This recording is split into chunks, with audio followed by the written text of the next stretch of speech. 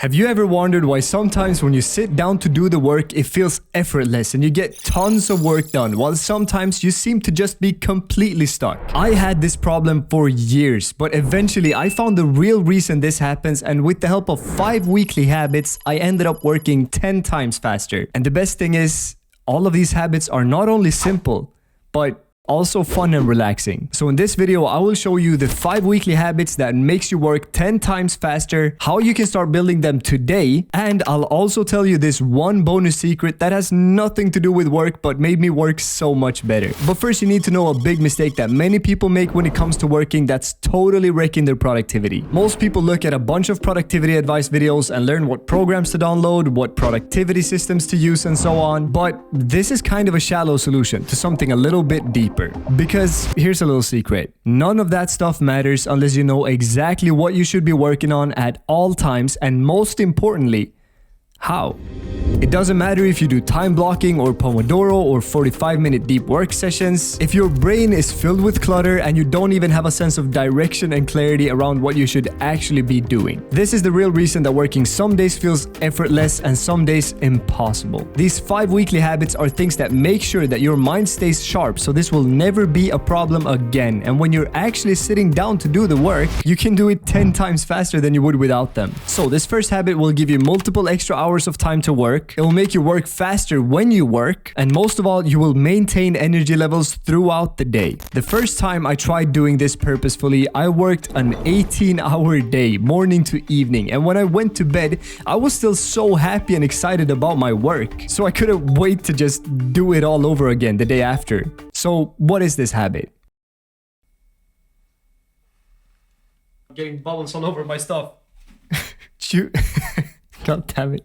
Choose to be in a bubble for a day is the first one. Say no to things. I call this impression reduction. I've noticed some of the biggest energy thieves in my life is impressions. Saying yes to things that are even good for me, but not as good as the thing I should actually be doing. Obviously, it is good to refresh your brain by working out, meeting a friend for lunch, taking walks, and so on, but the most productive days I've ever had in my life have been days where I have done absolutely nothing but work. I just decided that today I'm in my bubble and locked in on work morning to evening. Try having just this one day every week that you schedule in basically nothing except for work. Your mind will not have anything else to worry about that day. There won't be any thoughts of when you're supposed to meet your friend or go to the gym because you have no place to be. Now, if you are like me, you're very strict with working out every day and maintaining habits, and sure, it's like meditate when you wake up and stuff. But during this day of the week, I even try to schedule my rest day on the same day. So I actually don't even work out during this day. But you can't do this every day. That would be insane. So what about the other days? There is one thing you can do that will make your mind so crystal clear that you will inevitably work well, even though you get many impressions most days. And that is to do a longer than usual meditation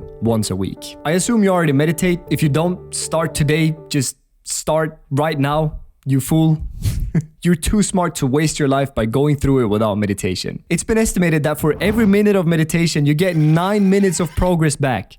Freaking 9 minutes for every 1 minute of meditation. Up until a certain point, of course. You can't just meditate for 20 hours straight and work for 1 minute and you get like 2 years of work done in that minute. I don't know, I don't think that math goes together, but moving on. Once a week, make sure you have a routine that allows you to meditate much more than usual. Either do a 1-hour meditation, I'll put a link to my favorite guided 1-hour meditation below, or some other routine. I personally prefer to have a few hours, like one evening or so, where I combine meditating for a few hours with the next habit. Because without that one, meditation will only be half as valuable. So what should you combine it with? The thing is, when you are meditating, you're likely to have many good ideas for work, or come to random conclusions about your life, or simply realize what's going on in your mind that you need to work on. These things will come up during a meditation quite often, and to really gain mental clarity from this, it's not enough to just have things come up in your mind because they will be foggy and unclear. So what you really need to do is write them down, which is why the third weekly habit is journaling deeply once a weekly. No, journaling deeply once a week. I don't mean just writing a quick journal entry like I'm grateful for my family or something like that. That you should ideally do every day. The point here is to really get into the deeper stuff once per week, because here's something that you probably haven't thought about. Whatever deeper stuff is going on in your life is actually what is holding you back in work. Either because you keep thinking about it and your mind is constantly on that instead of the work in front of you, or because you have self-limiting beliefs like you don't really think you deserve success, for example. And because of that, you're subconsciously sabotaging yourself. Whatever it is, you need to find out what these things are. But how do you find these deeper things that you should be journaling about? By digging and starting to pay attention to what's actually happening in your mind, which is why you need to combine it with the second habit, meditation. So these things will help you keep your mind clear in the sense of distractions and other stuff that's going on in your life. But how do you keep the task ahead of you crystal clear? Because that's often what's stopping us. We don't really know exactly what to do, so we just don't do anything. We let lack of clarity lead to inaction. But imagine if you had this clarity all the time. This clarity would allow you to easily get into a flow state at any time, work deeply, knocking down task after task. In a recent video, I talked about this daily habit that I call tying the knot, where you tie the morning to the evening every day by setting an intention for the day and then reflecting on it later in the evening. Habit number 4 is a little similar, but it's weekly instead. And this seems to be one of those habits that most successful people realize is absolutely essential. What you do is you have some sort of weekly review alone, where you reflect on the past week as well as the upcoming one. I do this every Monday, and my weekly review includes things such as setting goals for the next week, strategies to reach those goals, how last week's goals went and why they went well or why they didn't go well, a brainstorming session on how to improve my work, and writing a vague plan for the week so I have a rough idea of what to do every day and if I'm behind schedule or not. Believe me, this weekly routine might be the one thing that has had the most impact on my productivity because I always know what to do and how to do it, and I keep coming up with new ideas to improve and grow during the brainstorming session. This makes you able to work all day long, but I need to warn you,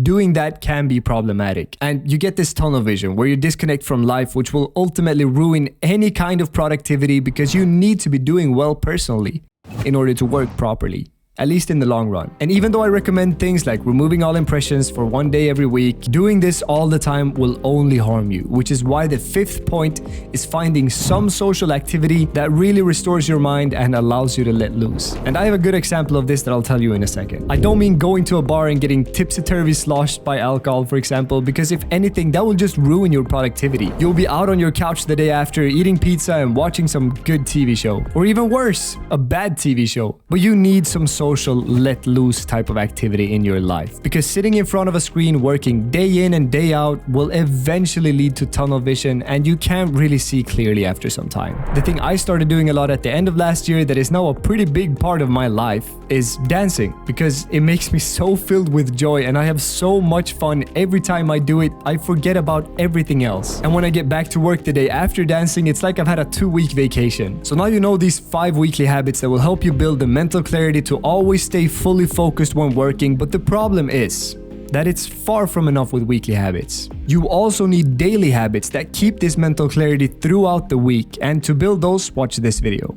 And don't forget to earn your sleep.